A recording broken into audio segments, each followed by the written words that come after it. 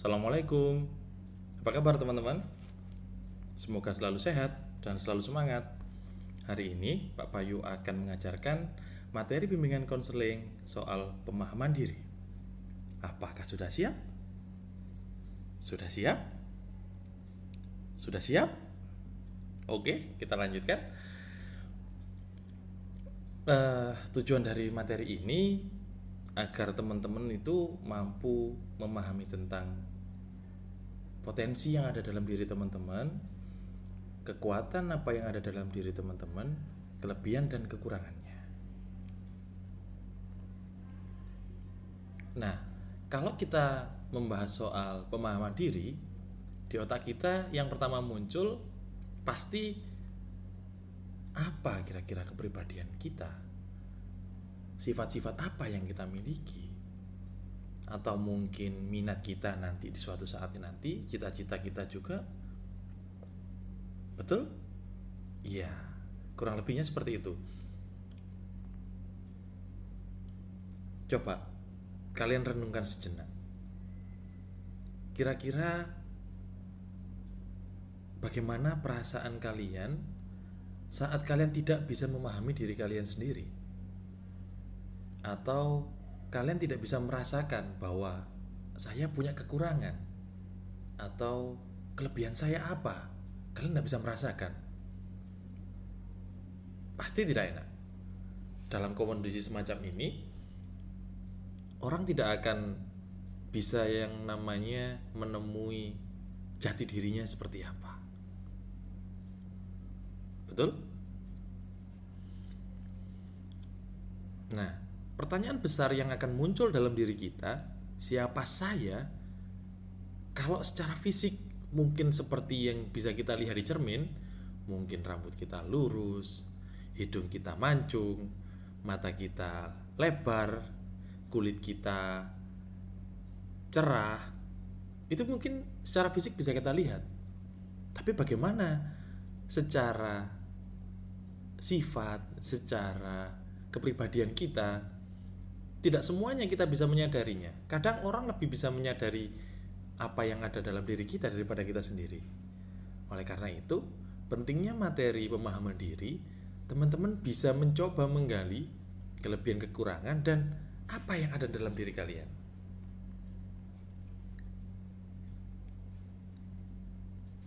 Pertanyaan yang paling sederhana yang harus diungkap saat kita ingin memahami diri kita sendiri, yaitu tentang kelebihan dan kekurangan, bakat dan minat, tujuan hidup kita apa, kemudian cita-cita kita apa. Itu hal yang paling mendasar. Jadi kita bisa memikirkan, Pak, saya masih SMP, Pak, saya belum punya cita-cita. Itu juga masih hal yang baik. Kenapa? Karena dengan berjalannya waktu, seseorang itu akan mempunyai pola pikir yang berubah. Jadi orang juga bisa berubah. Tadinya mungkin karena waktu masih SD ingin jadi dokter, kemudian begitu kalian masuk SMP, tiba-tiba saya pengen jadi guru, atau mungkin jadi pedagang. Orang bisa berubah karena lingkungan, karena orang tua, karena saudara-saudara, karena teman. Itu bisa mempengaruhi apa yang kita pikirkan di masa yang akan datang. Nah, yang perlu kita pahami, kita itu sebagai manusia adalah makhluk yang unik. Kita dengan saudara kita, kita dengan teman kita, kita dengan orang tua kita, itu berbeda. Jadi, seperti yang dikatakan Basori, proses pengenalan dan pemahaman diri merupakan proses yang berlangsung dengan waktu yang tidak terbatas dan sepanjang hidup.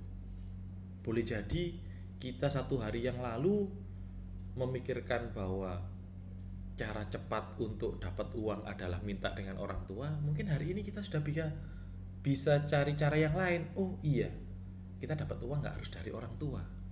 Mungkin kita nyoba jualan. Itu manusiawi sekali. Karena apa? Karena seorang manusia akan berpikir selalu berubah. Selalu berubah. Jadi apa yang dilakukan saat ini belum tentu akan dilakukan di masa yang akan datang. Nah, dalam slide ini kalian bisa lihat bahwa manusia itu punya 3 hak. Yang pertama, hak menjadi spesial. Jadi Allah tuh memberikan kita dunia ini, menunjukkan kita jalan di dunia ini agar kita semua jadi khalifah. Kemudian yang kedua, kita juga jadi pemenang. Dari proses kita dilahirkan, dari proses ibu kita mengandung kita itu dihasilkan dari sel pemenang yang itulah yang akan jadi kita saat sekarang ini. Dan kemudian kita juga berhak untuk jadi sukses. Apapun yang kita lakukan, apapun yang kita kerjakan, itu tidak lain hanya untuk sukses, baik sukses di dunia ataupun di akhirat. Potensi psikologis, potensi fisik, dan potensi akademik.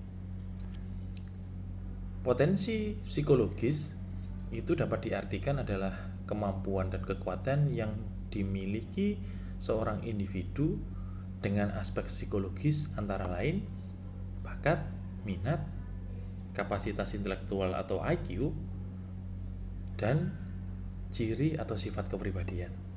Contohnya, seseorang telah melaksanakan psikotest atau tes IQ itu mendapatkan skor 115. Berarti individu tersebut berada di kisaran IQ rata-rata. Misalnya itu si A, sedangkan si B setelah tes IQ dia mendapatkan 150 nilainya, skor IQ-nya. Itu termasuk adalah dia memiliki kecerdasan yang tinggi. Beda dengan si A. Si A tadi rata-rata dan si B memiliki IQ yang tinggi. Jadi secara psikologis si B memiliki kemampuan IQ yang lebih tinggi daripada si A. Kemudian secara psikologis itu terkait dengan tubuh, terkait dengan badan. Contohnya si A dilahirkan dalam kondisi yang sempurna, tidak ada kekurangan. Sedangkan si B misalnya dilahirkan dalam kondisi yang kurus atau sangat gemuk. Jadi masing-masing dari si A, si B itu istilahnya punya kelebihan dan kekurangan. Atau mungkin panca indera. Kalau misalnya ada orang yang dilahirkan normal, panca inderanya lengkap, semua inderanya bekerja dengan baik. Tapi kadang ada orang yang dilahirkan dengan diberikan Allah kekurangan berupa indera yang kurang, mungkin bisu, mungkin buta, atau mungkin tuli. Jadi kita harus bersyukur sebagai manusia yang normal diberikan Allah sesuatu yang lengkap, sesuatu yang sempurna. Kemudian secara akademis itu bisa dilihat pada mungkin hasil ulangan, hasil nilai rapot, atau hasil kelulusan. Itu bisa dilihat, oh si A nilainya bagus, oh si B ternyata lebih bagus lagi. Jadi orang atau individu ini memiliki kemampuan yang berbeda-beda. Jadi kira-kira sampai di sini teman-teman bisa nyimpulkan nggak bahwa pemahaman diri itu seperti apa? Ya nanti kita akan simpulkan ya. Kemudian nanti coba di rumah sambil diangen-angen, sambil dicatat-catat sedikit, kira-kira potensi yang kalian punya secara psikologis dan fisiologis itu apa kira-kira? Seperti yang sudah saya contohkan tadi, kalau psikologis mungkin hasil tes IQ, mungkin potensi fisiologisnya apa. Jadi kalian coba diangen-angen, oh yang ada dalam diri saya ini kelebihannya apa sih gitu. Itu. Nah, kita sudah sampai di penghujung pertemuan kita di bimbingan konseling secara daring ini. Jadi harapan saya teman-teman bisa lebih survive, lebih bisa melewati keadaan yang seperti ini dengan tetap semangat, tetap sehat, dan tetap menjaga iman kita kepada Allah. Jadi apa yang sudah kita lakukan untuk mempertebal iman kita pada Allah itu juga perlu ditingkatkan selain juga belajar. Jadi kalau menurut Thomas Alva Edison, banyak kegagalan dalam hidup ini dikarenakan orang tidak menyadari betapa dekatnya mereka dengan keberhasilan saat mereka menyerah. Jadi saat kita mau mulai menyerah, ingat keberhasilan sudah dekat. Kiranya itu yang bisa saya sampaikan hari ini. Terima kasih. Saya himbau untuk tetap di rumah dan tetap jaga kesehatan. Hati-hati. Saya akhiri. Wassalamualaikum warahmatullahi wabarakatuh.